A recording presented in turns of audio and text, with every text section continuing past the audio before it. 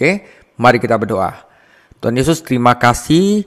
Hanya Engkau yang kami percaya, hanya Engkau yang kami andalkan, hanya Engkau yang kami jadikan batu pelindung kami. Oleh karena itu, iman kepada kami, Tuhan Yesus, harus ditambah-tambahkan.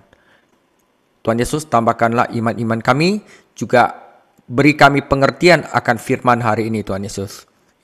Pimpin mulut hati hamba dan buka juga hati jemaat-jemaat-Mu, dan juga kami minta, jauhkanlah kami dari segala si jahat yang berusaha untuk mencelakakan kami, yang berusaha untuk menghancurkan iman kami, dan jauhkan kami daripada pencobaan. Karena Engkaulah yang punya kerajaan, kuasa, dan kemuliaan sampai selama-lamanya. Amin. Saudara, hari ini adalah tentang pelajaran tentang iman, saudara. Ya, nanti apologetik saya juga akan bicara tentang iman secara lebih rinci. Saya akan mulai langsung di sini, Lukas 8. Jadi saudara, salah satu tema utama dalam Lukas 8 yang kita pelajari hari ini adalah bagaimana kita bisa menambah-nambahkan iman kita. Bagaimana memperoleh iman dan menggunakannya dalam kehidupan sehari-hari. Oke, ada dua bagian saudara. Di bagian pertama, Yesus meletakkan fondasi dengan mengajar murid-muridnya bahwa iman datang melalui penerimaan firman Tuhan ke dalam hati yang berakal budi. Seperti yang kita lakukan sekarang, kita belajar firman dan menerima firman itu ke dalam hati yang bijaksana. Bagian kedua, nanti di dalam kehidupan kita, Ia akan menguji mereka melalui serangkaian ujian untuk melihat seberapa banyak yang telah mereka pelajari. Udah saudara, pelajaran iman cuma dua. Bagaimana kita menerima, di mana Yesus mengajar, dan bagaimana kita lulus ujian ketika Yesus memberikan ujian. Nah, kebanyakan dari kita menikmati pelajaran Alkitab, tetapi kita berharap dapat menghindari ujian yang seringkali menyertai pelajaran itu. Namun, dalam ujian-ujian kehidupanlah iman benar-benar bertumbuh dan kita semakin dekat dengan Kristus. Editor Amerika yang sinis, H.L. Mencken, mendefinisikan iman sebagai keyakinan yang tidak logis akan terjadinya hal yang mustahil. Mark Twain berkata melalui salah satu tokohnya bahwa iman adalah mempercayai apa yang Anda tahu tidak benar. Ya, ini dua ini memang bukan beriman lah ya. Tentu saja orang-orang ini menggambarkan tahayul, bukan iman. Karena iman seseorang Kristen itu bertumpu pada fondasi yang kokoh. Setiap orang hidup oleh iman, pasti ada objeknya. Iman kepada siapa? Iman kepada sesuatu atau seseorang. Dan orang Kristen, perbedaan antara orang Kristen yang percaya dan orang yang belum diselamatkan bukanlah bahwa yang satu beriman dan yang lainnya tidak beriman. Bukan itu. Tetapi keduanya beriman. Perbedaannya pada objek iman mereka. Karena iman hanya sama baiknya dengan objeknya. Iman kita hanya berpacu dalam firman Tuhan, ya Yesus Kristus. Nah, orang Kristen yang percaya telah menaruh imannya kepada Yesus Kristus, dan akhirnya apa yang dia perbuat, dia dasarkan imannya pada firman Tuhan. Jadi sini ada dua bagian, bagaimana kita bisa menambah-nambahkan iman kita, ya. Bagaimana kita bisa jadi orang Kristen yang bertumbuh terus. Satu, waktu Yesus mengajar, murid mendengarkan firman Allah. Kedua, Yesus akan menguji dan murid mempraktikkan firman Allah. Oke saudara, kita masuk bagian satu, Yesus mengajar. Jadi perlu ada dua step saudara ya. Kita harus mendengar firman Allah. Kalau kita nggak mendengar firman Allah, kita itu ujiannya kita kira itu adalah ujian tapi berdasarkan pada objek yang lain. Oke? Nah, pertama Lukas 8 ayat 1 sampai 21. Tidak lama sesudah itu, Yesus berjalan berkeliling dari kota ke kota dan dari desa ke desa, memberitakan Injil Kerajaan Allah. Ke-12 muridnya bersama-sama dengan dia, dan juga beberapa orang perempuan yang telah disembuhkan dari roh-roh jahat atau berbagai penyakit, yaitu Maria yang disebut Magdalena, telah dibebaskan dari 7 roh jahat. Yohana, istri Kusa, bendahara Herodes, Susana, dan banyak perempuan lain. Perempuan-perempuan ini melayani rombongan itu dengan kekayaan mereka. Jadi mereka sumbang uang, ya, perempuan-perempuan ini. Ketika orang banyak berbondong-bondong datang, yaitu orang-orang yang dari kota ke kota menggabungkan diri pada Yesus, berkatalah ia dalam suatu perumpamaan. Ada seorang penabur keluar untuk menaburkan benihnya. Pada waktu menabur, sebagian benih itu jatuh di pinggir jalan, lalu diinjak orang dan burung-burung di udara memakannya sampai habis. Sebagian jatuh di tanah berbatu-batu dan setelah tumbuh, ia menjadi kering karena tidak mendapat air. Sebagian lagi jatuh di tengah semak berduri, dan semak itu tumbuh bersama-sama dan menghimpitnya sampai mati. Dan sebagian jatuh di tanah yang baik, dan setelah tumbuh berbuah 100 kali lipat. Setelah berkata demikian, Yesus berseru, "Siapa mempunyai telinga untuk mendengar, hendaklah ia mendengar." Murid-muridnya bertanya kepadanya apa maksud perumpamaan itu. Lalu ia menjawab, "Kepadamu diberi karunia untuk mengetahui rahasia kerajaan Allah, tetapi kepada orang-orang lain hal itu diberitakan dalam perumpamaan, supaya sekalipun memandang, mereka tidak melihat, dan sekalipun mendengar, mereka tidak mengerti." Inilah arti perumpamaan itu. Benih itu adalah firman Allah. Yang jatuh di pinggir jalan ialah orang yang telah mendengarkannya, kemudian datanglah iblis untuk mengambil firman itu dalam hati mereka supaya mereka jangan percaya dan diselamatkan. Yang jatuh di tanah yang berbatu-batu ialah orang yang setelah mendengar firman itu, menerimanya dengan gembira, tetapi mereka tidak berakar. Mereka percaya sebentar saja, dan dalam masa pencobaan mereka murtad. Yang jatuh ke dalam semak berduri ialah orang telah mendengarkan firman itu, dan dalam pertumbuhan selanjutnya mereka terhimpit oleh kekhawatiran dan kekayaan dan kenikmatan hidup, sehingga mereka tidak menghasilkan buah yang matang. Yang jatuh di tanah yang baik itu adalah orang yang setelah mendengar firman itu, menyimpan dalam hati yang baik dan mengeluarkan buah dalam ketekunan. Tidak ada orang yang menyalakan pelita lalu menutupinya dengan tempayan atau menempatkannya di bawah tempat tidur. Tetapi ia menempatkannya di atas kaki dian, supaya semua orang masuk ke dalam rumah itu dapat melihat cahayanya. Sebab tidak ada sesuatu yang tersembunyi yang tidak akan dinyatakan, dan tidak ada sesuatu rahasia yang tidak akan diketahui dan diumumkan. Karena itu, perhatikanlah cara kamu mendengar. Karena siapa yang mempunyai, kepadanya akan diberi. Tetapi siapa yang tidak mempunyai, daripadanya akan diambil juga apa yang ia anggap ada padanya. Ibu dan saudara-saudara Yesus datang kepadanya, tetapi mereka tidak dapat mencapai dia karena orang banyak. Orang memberitahukan kepadanya, "Ibumu dan saudara-saudaramu ada di luar dan ingin bertemu dengan engkau." Tetapi ia menjawab mereka, "Ibuku dan saudara-saudaraku ialah mereka yang mendengarkan firman Allah dan melakukannya." Yesus mengajar. Saudara, Tuhan melanjutkan pelayanan kelilingnya di Galilea, dibantu oleh murid-muridnya dan sebagian didukung oleh perempuan yang saleh. Bukan hal yang aneh bagi para rabi Yahudi untuk menerima pemberian dari orang-orang yang bersyukur, dan para perempuan ini tentu saja telah meroleh manfaat dari pelayanan Yesus. Para pemimpin gereja Perjanjian Baru didukung oleh pemberian dari teman-temannya dan dari gereja-gereja, dan Paulus menopang dirinya sendiri dengan membuat tenda. Kata mendengar, saudara, ya. Nah, ini penting, saudara, sema.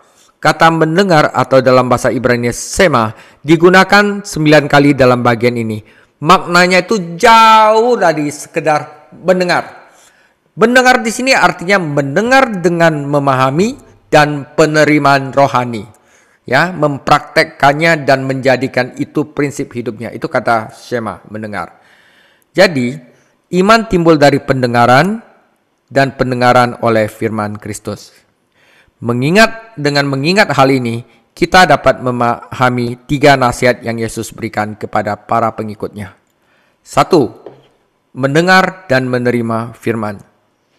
Awalnya penabur adalah Yesus Kristus, tetapi penabur mewakili setiap umat Allah yang membagikan firman Allah. Yang penting, objeknya adalah firman Allah. Benih adalah firman Allah, karena seperti benih, firman memiliki hidup dan kuasa, dan dapat menghasilkan buah rohani. Namun, benih tidak dapat berbuat apa-apa sampai ditanam di hati manusia. Ketika seseorang mendengar dan memahami firman, maka benih itu ditanam di dalam hati. Apa yang terjadi setelah itu bergantung pada sifat tanahnya. Yesus menyebut perumpamaan ini adalah perumpamaan tentang penabur, tetapi bisa juga tentang perumpamaan tentang tanah, saudara. Benih tanpa tanah tidak akan berbuah, dan tanah tanpa benih gak ada gunanya. Hati manusia seperti tanah, jika dipersiapkan dengan benar, ia dapat menerima benih firman Allah dan menghasilkan panen yang subur. Ya, jadi tanpa benih firman, tanpa kita mendengar firman, kita mustahil untuk berbuah. Wah, saya beriman, iman kepada apa dulu? Iman harus ada objeknya, dan objek firman, objek dari iman kita adalah firman Allah. Jadi Yesus menggambarkan 4 jenis hati yang berbeda. 3 diantaranya tidak menghasilkan buah, saudara. Bukti keselamatan adalah buah, saudara. Bukan sekedar mendengar firman atau menyatakan iman kepada Kristus. Yesus telah menjelaskan hal itu dalam khotbahnya di bukit. Ya, saya ulangi lagi. Yang pertama adalah tanah yang keras. Tanah ini melambangkan orang yang mendengar firman tetapi sengaja membiarkan iblis merampas benihnya. Saya nggak mau dengar, bawa pergi jauh-jauh itu firman ya. Bagaimana hati menjadi keras? Tepi jalan adalah tanah setapak yang membelah ladang, memisahkan bidang-bidang tanah, dan lalu lintas berjalan kaki mengeraskan tanah. Apapun yang masuk ke telinga atau mata akhirnya masuk ke dalam hati. Jadi hati-hatilah tetap siapa yang diizinkan berjalan di dalam hatimu.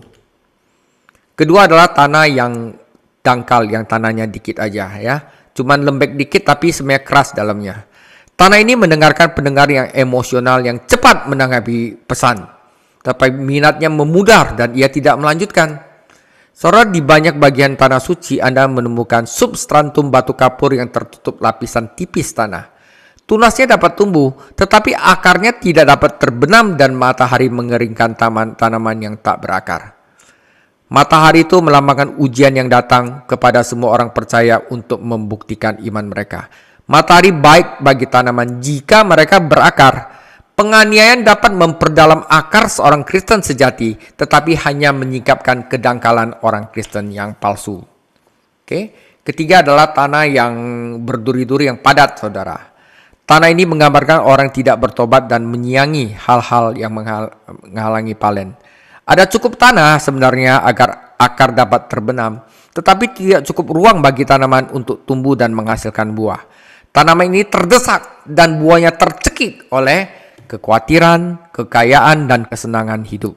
Bagaikan rumput liar di kebun yang menghalangi tanah untuk menghasilkan buah. Orang dengan hati yang padat ini paling dekat dengan keselamatan, tetapi ia tetap tidak menghasilkan buah yang sempurna. Tanah yang subur ini satu-satunya yang selamat, saudara. Hanya tanah ini yang menghasilkan buah. Tanah ini menggambarkan orang yang mendengar firman Tuhan, memahaminya, menerimanya, sungguh-sungguh diselamatkan, dan membuktikannya dengan menghasilkan buah dengan sabar. Tidak semua orang menghasilkan buah dalam jumlah yang sama, tetapi semua orang percaya sejati pasti akan menghasilkan buah sebagai bukti kehidupan rohani. Buah itu dapat, di sini saya akan berbicara dengan buah. Buah itu dapat mencakup memenangkan orang lain bagi Kristus. Buah itu dapat berubah memberikan uang untuk pekerjaan Allah. Buah itu dapat mencakup perbuatan baik. Buah itu dapat mencakup karakter Kristen, yaitu buah roh. Dan karakter itu, buah itu dapat berupa mulut itu sering memuji Tuhan. Ya, memuji Tuhan dengan tulus ya saudara. Perumpamaan ini menunjukkan bahwa Yesus tidak terkesan dengan banyaknya orang yang mengikutinya. Ia tahu bahwa kebanyakan orang itu tidak benar-benar mendengar firman dan menerimanya di dalam hati mereka. Jadi ia memberikan suatu kisah ini untuk menyemangati para murid dalam pelayanan mereka di masa mendatang dan untuk menyemangati kita saat ini. Ketika Anda mempertimbangkan betapa banyaknya pengajaran, khotbah, kesaksian yang dilakukan dalam sebulan atau setahun, Anda kadang-kadang bertanya, mengapa panen yang dihasilkan begitu sedikit?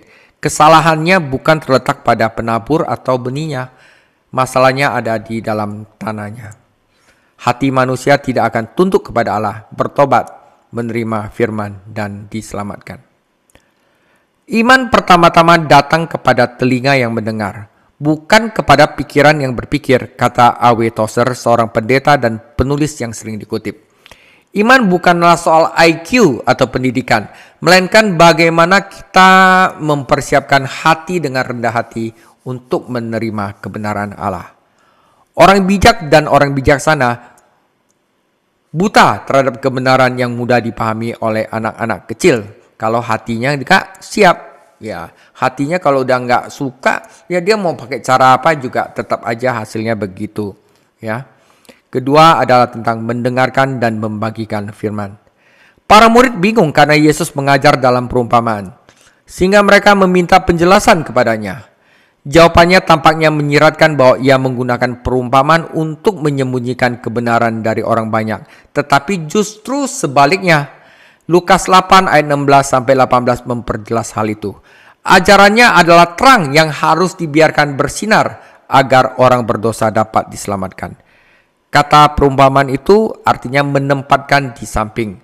Perumpamaan adalah kisah yang mengajarkan sesuatu yang baru dengan menempatkan kebenaran di samping sesuatu yang gampang dikenal oleh manusia. Orang-orang pasti ngerti tentang benih dan tanah.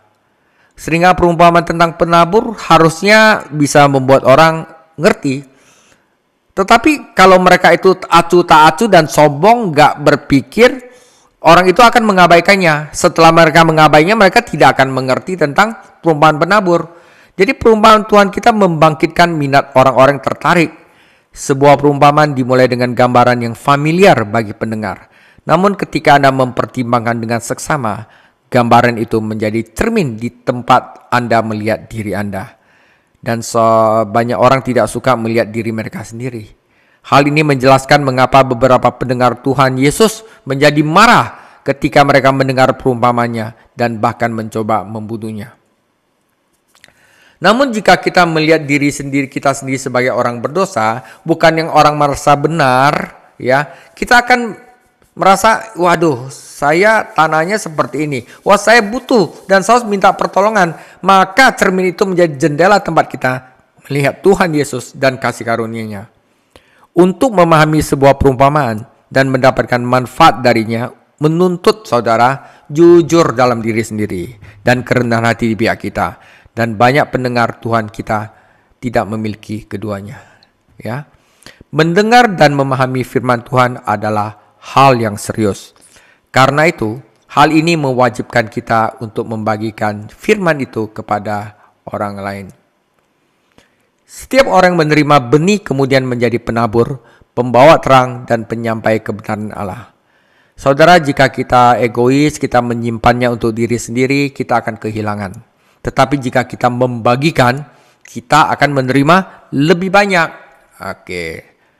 Ketiga, dengarkan dan taati firman. Ya, tadi bagikan, ini adalah taati firman. Saudara, ibu Tuhan kita Maria dan saudara-saudara tirinya mengkhawatirkan Yesus dan ingin berbicara dengannya. Beberapa sahabatnya udah katakan bahwa ia sudah gila dan mungkin keluarganya pun sependapat dengan mereka. Yesus mengambil kesempatan ini untuk mengajarkan pelajaran rohani lainnya. Menjadi bagian dari keluarga rohaninya jauh lebih penting daripada hubungan manusia apapun dan didasarkan pada ketaatan pada firman Allah. Menjadi keluarga rohani dari Allah didasarkan pada ketaatan oleh firman Allah. Tidaklah cukup hanya mendengar firman Allah, kita juga harus menyimpannya. Ya, saudara, dalam salah satu sesi radio saya menekankan pentingnya melakukan firman Allah dan mempraktekannya dalam kehidupan sehari-hari. Saya memperingatkan para pendengar bahwa mudah untuk berpikir kita rohani karena kita mendengar satu demi satu pengkhotbah, mencatat, apalagi tandain Alkitab kita, tetapi tidak pernah benar-benar mempraktekkan apa yang kita pelajari. Itu ya, kita hanya membodohi diri sendiri. Seorang pendengar menulis bahwa kata-kata saya membuatnya marah. Ya, saya ini udah pernah, ya udah sering lah pokoknya saya bikin YouTube apa membuat orang marah udah sering. Tetapi kemudian ia menghadapi kenyataan bahwa ia memang bersalah karena dia lihat YouTube saya bukannya untuk belajar firman, tetapi jadi auditor, cari kesalahan saya. Dia memang membuatnya marah karena telah menjadi auditor dan bukan pelaku firman. Ya, akhirnya saudara, orang yang mendengar itu udah tahu firman yang benar, ia mulai mengurangi jumlah pengkhotbah motivator yang biasa ia banggakan, mendengarkannya lebih seksama dan mempraktekkan apa yang didengarnya. Saudara, pendekatan baru dia dalam mempelajari Alkitab telah mengubah saya, tulisnya. Alkitab telah menjadi sebuah kitab baru bagi saya dan hidup saya telah berubah, katanya. Yes, sebagai murid-muridnya kita harus memperhatikan apa yang kita dengar dan bagaimana kita mendengar, karena Allah akan meminta pertanggungjawaban kita. Mendengarkan hal yang salah atau mendengarkan hal yang benar dengan sikap yang salah akan merampas kebenaran dan berkat dari kita. Ya, saudara, di YouTube itu banyak yang salah. Mendengarkan hal-hal yang salah akan merampas kebenaran. Atau mendengarkan yang benar tapi dengan sikap yang salah, dua-duanya akan merampas kebenaran dan berkat dari kita. Jika kita setia menerima firman dan membagikannya, Tuhan akan memberi kita lebih banyak. Tetapi jika kita gagal memancarkan terang kita, kita akan kehilangan apa yang kita miliki. Saudara, mendengarkan firman Tuhan adalah hal yang agung. Bagian kedua, Tuhan Yesus memberi ujian, murid-muridnya harus lulus ujian. Oke, saudara. Lukas 8 ayat 22 sampai 56. Pada suatu hari, Yesus naik ke dalam perahu bersama-sama dengan murid-muridnya dan ia berkata kepada mereka, "Marilah kita bertolak ke seberang danau." Lalu bertolaklah mereka. Dan ketika mereka sedang berlayar, Yesus tertidur. Sekonyong-konyong turunlah taufan ke danau, sehingga perahu itu kemasukan air dan mereka berada dalam bahaya. Maka datanglah murid-muridnya membangunkan dia, katanya, "Guru, guru, kita binasa." Ia pun bangun, lalu menghardik angin dan air yang mengamuk itu, dan air dan angin itu pun reda dan danau itu menjadi teduh. Lalu katanya kepada mereka, "Di manakah kepercayaanmu?" Maka takutlah mereka dan heran, lalu berkata seorang kepada yang lain, "Siapa gerangan orang ini sehingga ia memberi perintah kepada angin dan air dan mereka taat kepadanya?" Oke. Lalu mendaratlah Yesus dan murid-muridnya di tanah orang Gerasa yang terletak di seberang Galilea. Setelah Yesus naik ke darat, datanglah seorang laki-laki dari kota itu menemui dia. Orang itu dirasuki oleh setan-setan dan sudah lama ia tidak berpakaian dan tidak tinggal dalam rumah, tetapi dalam pekuburan. Ketika ia melihat Yesus, ia berteriak lalu tersungkur di hadapannya dan berkata dengan suara keras, "Apa urusanmu dengan aku, hai Yesus Allah, Anak Allah yang Maha Tinggi? Aku memohon kepadamu supaya engkau jangan menyiksa aku." Ia berkata demikian sebab Yesus memberikan roh jahat itu keluar dari orang itu. Karena sering roh itu menyeret-nyeret dia, maka untuk menjaganya ia dirantai dan dibelenggu. Tetapi ia memutuskan segala pengikat itu dan ia dihalau oleh setan itu ke tempat-tempat yang sunyi. Lalu Yesus bertanya kepadanya, "Siapakah namamu?" Jawabnya, "Legion," karena ia kerasukan banyak setan. Lalu setan-setan itu memohon kepada Yesus supaya ia jangan memerintahkan mereka masuk ke dalam jurang maut. Adalah di sana sejumlah besar babi yang sedang mencari makan di lereng gunung. Lalu setan-setan itu meminta kepada Yesus supaya ia memperkenankan mereka masuk ke babi-babi itu. Yesus mengabulkan permintaan mereka. Lalu keluarlah setan-setan itu dari orang itu dan memasuki babi-babi itu. Kawanan babi itu terjun dari tepi jurang ke dalam danau lalu mati lemas.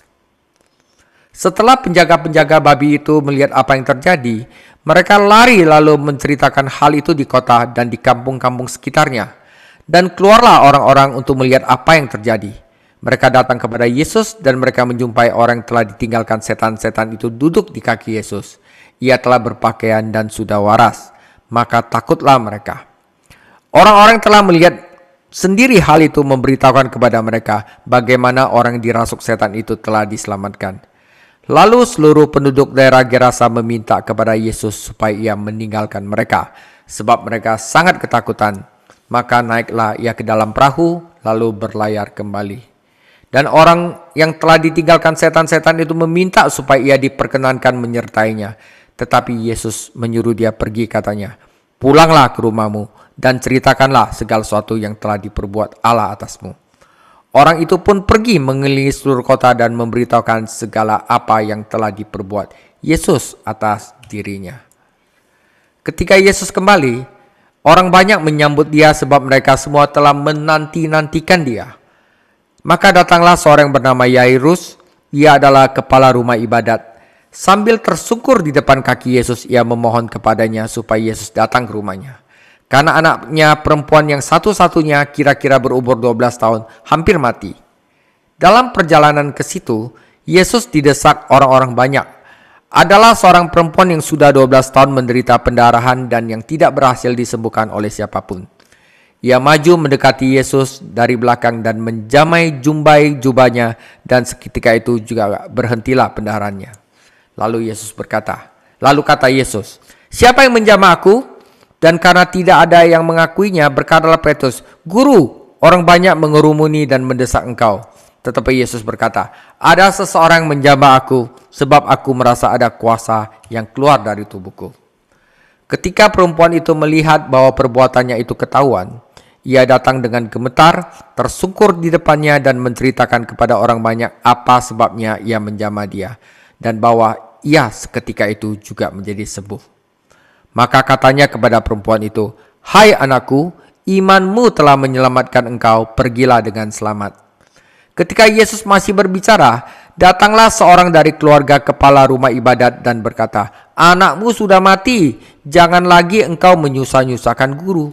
Tetapi Yesus mendengarnya dan berkata kepada Yairus, "Jangan takut, percaya saja dan anakmu akan selamat." Setibanya di rumah Yairus, Yesus tidak memperbolehkan seorang pun ikut masuk dengan dia, kecuali 3 murid inti ya, Petrus, Yohanes, Yakobus dan ayah dan ibu anak itu. Semua orang menangis dan meratapi anak itu, tetapi Yesus berkata, "Jangan menangis, ia tidak mati tetapi tidur." Mereka menertawakan dia karena mereka tahu bahwa anak itu telah mati. Lalu Yesus memegang tangan anak itu dan berseru, katanya, "Hai anak, bangunlah." Maka kembalilah roh anak itu dan seketika itu juga bangkit berdiri. Lalu Yesus menyuruh mereka memberi anak itu makan. Dan takjublah orang tua anak itu, tetapi Yesus melarang mereka memberitahukan kepada siapapun apa yang terjadi itu. Saudara, Yesus menguji iman. Ketika Tuhan Yesus selesai memberikan perumpamaan-perumpamaan tentang kerajaan Allah, para murid pasti merasa seperti mahasiswa pasca sarjana di sekolah iman.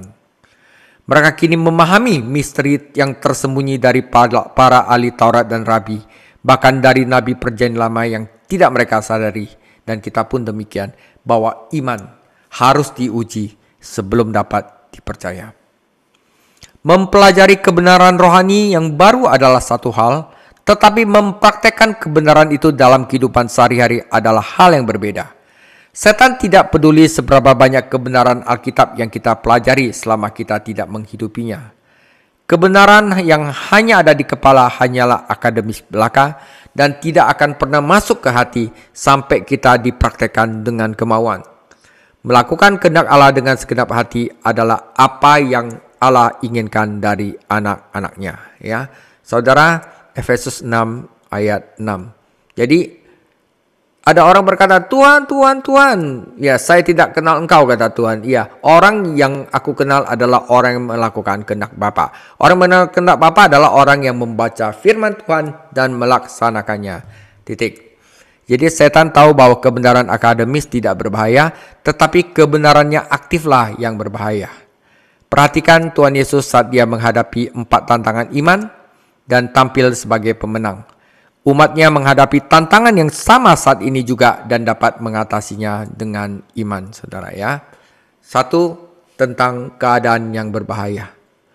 Yesus lelah setelah seharian mengajar dan tertidur ketika kapal meninggalkan Kapernaum, menyeberangi Danau Galilea menuju ke seberang. Namun sebelum itu ia memberi mereka perintah yang berupa janji. Mereka akan pergi ke pantai seberang. Perkataan ini seharusnya menyemangati dan menguatkan para murid selama badai, karena Tuhan Yesus berkata, kita memang ke sana, tetapi iman mereka masih kecil. Ketika rombongan wisata kami berlayar dari Tiberias ke Kapernaum, saya bertanya kepada pemandu kami apakah ia pernah mengalami badai di Danau Galilea. Matanya terbelalak dan ia berkata, "Ya, di Danau Galilea memang ada badai, dan saya harap itu tidak terjadi pada saya." Situasinya sedemikian rupa sehingga badai tiba-tiba datang ketika angin dari pegunungan mengalir ke danau yang terletak 600 kaki di bawah permukaan laut. Ketika udara dingin dan udara hangat bertemu dalam cekungan alami, badai pasti akan terbentuk. Saudara, para murid takut, tetapi Yesus tidak. Ia tetap tidur, yakin bahwa Bapaknya sepenuhnya memegang kendali. Para murid menjadi begitu ketakutan sehingga mereka membangunkannya dan memohon kepadanya untuk menyelamatkan mereka. Gelar guru sama dengan apa yang digunakan Petrus dalam Lukas 5 ayat 5. Tentu saja masalah mereka bukanlah badai di sekitar mereka, melainkan ketidakpercayaan di dalam diri mereka sendiri. Sebenarnya ketidakpercayaan mereka lebih berbahaya daripada badai itu sendiri. Kata menghardik digunakan Yesus ketika berhadapan dengan setan. Ada kemungkinan bahwa setan berada di balik badai yang dahsyat itu, berusaha menghancurkan Yesus atau setidaknya menghalanginya untuk menjangkau orang-orang yang kerasukan setan di Gadara. Namun Yesus menenangkan angin dan danau hanya dengan mengucapkan firman-Nya. Biasanya setelah angin reda, ombak tetap ganas selama berjam-jam. Tetapi dalam kasus ini, semuanya langsung tenang dan tetap tenang. Para murid gagal dalam ujian iman ini karena mereka tidak berpegang teguh pada firman-Nya. Bahwa Yesus bilang, saya akan pergi ke seberang. Apa yang Yesus katakan pasti kejadian. Nggak mungkin di tengah ada masalah. Ya kan? Mereka tidak percaya ketika Yesus katakan, mari kita pergi ke seberang. Telah dikatakan dengan tepat bahwa iman bukanlah percaya terlepas dari keadaan. Iman adalah taat terlepas dari perasaan dan konsekuensinya. Para murid melihat sekeliling dan bahaya, melihat ke dalam dan melihat ketakutan. Tetapi mereka gagal untuk memandang ke atas dengan iman dan melihat ada Tuhan Yesus yang telah mengatakan kita akan ke seberang. Apa yang dia katakan pasti terjadi. Iman dan ketakutan tidak dapat tinggal bersama dalam hati yang sama. Seorang wanita berkata kepada D.L. Moody, aku telah menemukan janji yang luar biasa. Dan ia mengutip Mazmur 56 ayat 3. Ketika aku takut, aku ini percaya kepadamu. Biarlah aku berikan yang lebih baik, kata Moody. Ia mengutip Yesaya 12 ayat 2. Sesungguhnya Allah adalah keselamatanku. Aku akan percaya dan tidak akan takut. Kedua adalah ujian tentang setan, saudara. Dua pria yang kerasukan setan bertemu Yesus ketika ia mendarat di Gadara. Tetapi salah satu dari mereka lebih maju dan berbicara lebih banyak. Keduanya menyedihkan, telanjang, tinggal di kuburan, kejam, berbahaya, menjadi ancaman bagi lingkungan sekitar, dan dikuasai oleh legion atau pasukan setan. Satu pasukan Romawi, satu legion bisa beranggotakan hingga 6.000 orang. Itu dikuasai oleh segitu banyak, saudara ya. Setan adalah pencuri yang merampas segala kebaikan umatnya dan kemudian mencoba menghancurkan mereka. Otoritas atau kendali buatan manusia apapun tidak dapat mengendalikan atau mengubah hamba-hamba iblis. Satu-satunya harapan mereka adalah juru selamat. Setan-setan memiliki iman, saudara. Tetapi bukan iman yang menyelamatkan. Mereka percaya bahwa Yesus Kristus adalah anak Allah yang berwenang untuk memerintah mereka. Mereka percaya akan penghakiman di masa depan dan akan keberadaan tempat siksaan yang dapat Yesus tuju, yaitu kata jurang maut. Mereka juga percaya akan doa karena setan-setan memohon kepada Yesus agar tidak mengirim mereka ke jurang maut. Mereka meminta untuk diutus ke babi-babi dan Yesus mengabulkan permintaan mereka. Apakah Yesus berhak mengizinkan pasukan setan menghancurkan kawanan 2.000 babi dan membuat pemiliknya bangkrut? Saudara, Allah memiliki segalanya. Ia berhak atas segalanya, dapat mengelolanya sesuka hatinya. Lebih lanjut, kedua orang ini jauh lebih berharga daripada banyak babi. Masyarakat seharusnya berterima kasih kepada Yesus karena telah membersihkan lingkungan mereka dari kedua ancaman ini. Tetapi karena tapi sebaliknya mereka justru memohonnya untuk pergi. Sungguh suatu transformasi yang luar biasa dalam diri kedua pria ini. Anda tentu berharap orang-orang yang melihat mujizat itu meminta Yesus untuk tinggal dan menyembuhkan orang lain yang sakit dan menderita. Rupanya, uang lebih penting bagi mereka daripada belas kasihan. Dan mereka meminta Yesus untuk pergi. Seorang mantan kerasukan setan terus memohon Yesus agar diizinkan berpergian bersamanya dan menolongnya. Sungguh keinginan yang mulia dari seorang yang baru bertobat. Ia memiliki ketajaman rohani yang lebih besar daripada gabungan semua warga lainnya. Tetapi pria ini belum siap menjadi murid. Tetapi ia dapat melayani Yesus sebagai penginjil, sebagai saksi, dimulai dari rumah di antara kerabat-kerabat dan teman-temannya yang bukan Yahudi. Yesus tidak ingin orang-orang Yahudi yang telah disembuhkan berbicara terlalu banyak tentang hal ini. Tetapi aman bagi orang-orang bukan Yahudi untuk memberitahu orang lain apa yang telah Yesus lakukan bagi mereka, dan itulah yang ia lakukan. Jadi kalau dia sembuhkan orang non-Yahudi, dia bilang, ya menginjil aja kayak orang Samaria, nginjilin aja apa yang dia perbuat. Tetapi orang Yahudi jangan ngomong dulu ya, waktuku belum tiba. Oke, yang ketiga tentang penyakit. Ketika Yesus dari Gerasa balik lagi ke Kapernaum, orang-orang menyambutnya, khususnya seorang pria dan wanita yang masing-masing memiliki beban berat untuk dibagikan kepada Yesus. Kontras di sini menarik karena menunjukkan beragamnya orang yang datang kepada Yesus untuk meminta pertolongan. Nama pria itu disebutkan Yairus dan nama perempuan itu tidak disebutkan, anonim. Yairus adalah seorang warga negara terkemuka yang kaya, tetapi wanita itu adalah orang rendahan yang telah menghabiskan semua uangnya untuk berusaha sembuh dari pendarahan. Di sini ada seorang pria yang bersyafaat untuk anaknya dan seorang wanita yang berharap mendapatkan pertolongan untuk dirinya sendiri, dan keduanya datang ke kaki Yesus. Yairus telah diberkati dengan 12 tahun sukacita bersama putrinya dan sekarang mungkin kehilangannya. Sementara itu wanita itu telah mengalami 12 tahun kesengsaranya karena penderitanya dan dia sekarang berharap untuk sembuh. Wanita ini memiliki kebutuhan tersembunyi, beban yang telah ditanggungnya selama 12 tahun. Itu mempengaruhinya secara fisik dan membuat hidupnya sulit. Tetapi itu juga mempengaruhinya secara rohani, karena pendarahannya membuatnya najis secara seremonial dan tidak dapat berpartisipasi dalam kehidupan beragama bangsa itu. Dia najis, melarat, putus asa, tetapi dia datang kepada Yesus dan kebutuhannya terpenuhinya. Imannya nyaris tahayul, tetapi Tuhan menghormatinya. Ia tahu bahwa Yesus telah menyembuhkan orang lain dan ia ingin dia menyembuhkannya. Ia bisa saja menggunakan banyak alasan. Wah, saya nggak bisa datang kepada Yesus karena kerumunan orang berdesakan di sekitarnya. Tidak ada yang berhasil selama 12 tahun. Tidak ada yang tepat datang kepada Yesus sebagai pilihan terakhir. Dan ia merasa itu bukan orang penting. Tetapi Yesus sedang dalam perjalanan untuk menyembuhkan putri Yairus, tetapi wanita pendarahan itu tidak membiarkan apapun menghalangi jalannya. Pria Yahudi menggunakan sit-sit, rumbai-rumbai dari tali biru yang dipilin pada sudut-sudut pakaian luar mereka sebagai pengingat bahwa mereka harus menaati perintah-perintah Allah. Orang Farisi bertindak ekstrim dalam menaati aturan ini untuk mengesankan orang-orang akan kekudusan mereka.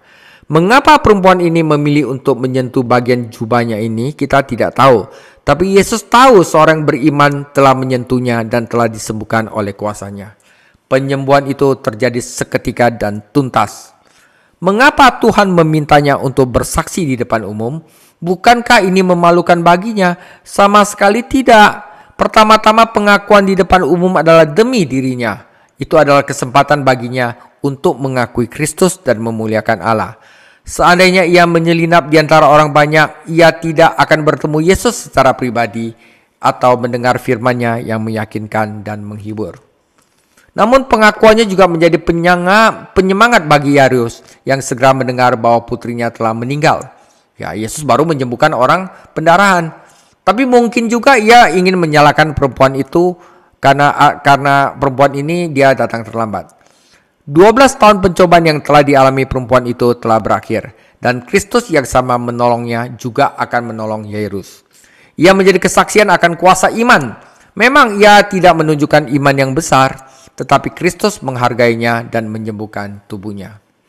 Akhirnya kesaksian menjadi teguran bagi orang banyak. Anda bisa saja menjadi bagian kerumunan dan tidak pernah mendapatkan berkat apapun yang berada dekat Yesus. Mendesaknya adalah satu hal, tetapi menyentuhnya dengan iman adalah hal yang berbeda.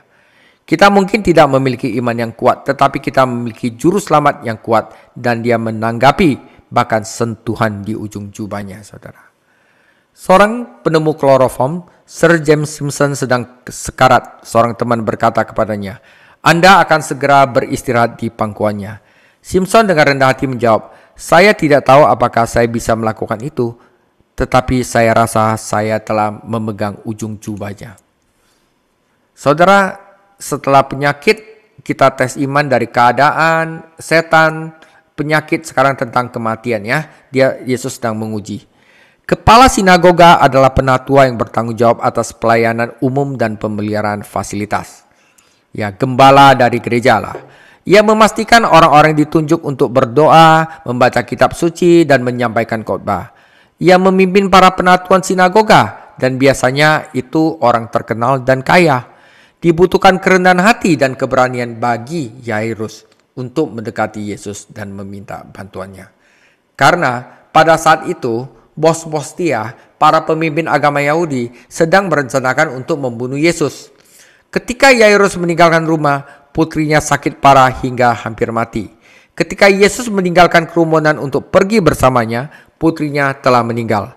Teman-teman Yairus berpikir bahwa Yesus hanya dapat menolong orang hidup. Jadi mereka menyarankan Yairus untuk melupakan masalah itu dan pulang. Namun Yesus menyemangati ayah yang putus asa itu dengan kata-kata pengharapan. Pemandangan di rumah itu pasti membuat siapapun patah semangat. Para pelayat profesional sudah ada di sana, menangis, meratap, dan kerumunan teman serta tetangga sudah berkumpul. Orang-orang Yahudi pada masa itu tidak membuang waktu atau tenaga untuk menunjukkan dan berbagi kesedihan mereka.